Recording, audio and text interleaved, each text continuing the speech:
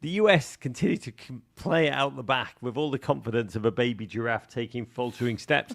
A lot of Chris Richards and Tim Ream knocking it backwards and forwards. Not a lot of runners in the midfield, a lot of backwards passing. I do think if we find it hard to play out the back against Haiti, that's not so great. But it was open. Haiti had to get the win. I think Saudi Arabia scoring an equaliser meant Haiti had to go for it, left them ever more open, particularly as they got more gas down the stretch.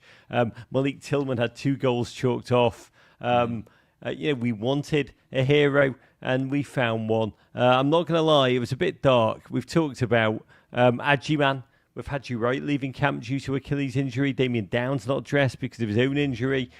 You and I talked yesterday about whether he thrived because of the confidence of being a lone option, a.k.a. the man, or whether he really needed a competition to drive him on. I don't know what you thought of his performance overall, but we do have to say hats off. 75th minute, latched onto a Tolkien pass, I think it was, from a quite tight angle.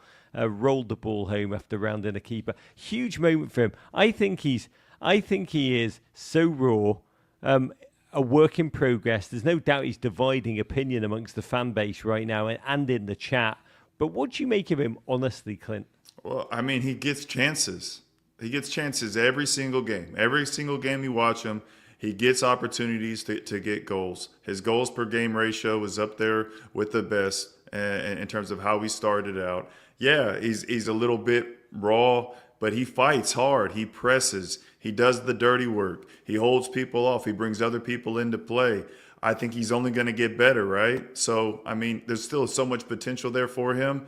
And he's the one that's kind of helping leading the way with Tillman right now in terms of the goal production rate. So, looking forward to seeing how rest of this Gold Cup plays out. 2 comments from the chat which kind of capture the polarization of Agyemang. David Meyer, good evening to you, sir. In the chat says, Agyemang with 5 goals in 9 games. He's not your prototypical well-polished forward. That's why some folks are flummoxed, but you can't deny his goal rate and how his size poses headaches for defences. Baransky, meanwhile, says, Agyemang, really 4 goals. I know he gets credit for Luna's, but no skill or effort of his went into that. His passing accuracy is bad. He's indecisive. He's not fast when he needs to be, etc. I was actually watching with my eldest son, who said that Agyemang looks like an Everton striker. He kept calling him American Beto, which I just love. But if you look at our depth chart right now, and once again, Clint Dempsey will tell me 5 goals in 9 appearances for the US is quite good.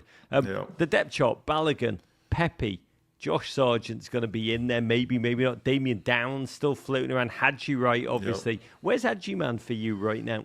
I mean, he's got to be up towards the top, if we're being honest, in terms of his goals per game ratio. But if you're talking about like a true striker and what he can give you, for me, even though this player has been hurt a lot and hasn't been into camp, I like Balogun. What I saw in Copa America, his ability to shoot with both feet, create his own chances, get on the end of things, the pace that he has.